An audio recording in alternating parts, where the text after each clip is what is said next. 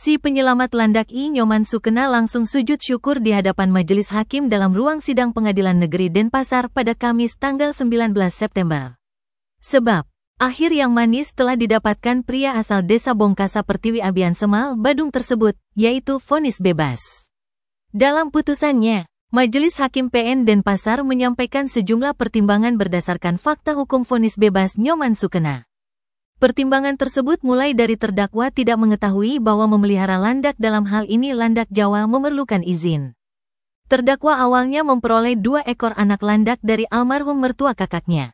Kemudian dipelihara karena ketidaktahuannya mengenai binatang berbulu tajam itu adalah satwa dilindungi.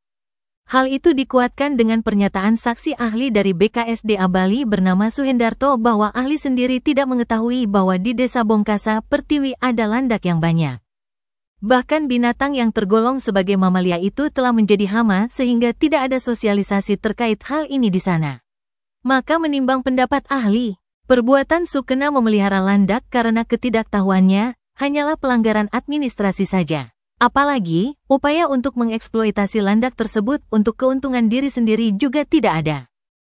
Harapan majelis hakim kepada semua aparat penegak hukum yang mempunyai kapasitas dan kewenangan agar kedepannya lebih berhati-hati dan lebih mengedepankan pendekatan restoratif justice dalam menyelesaikan suatu masalah.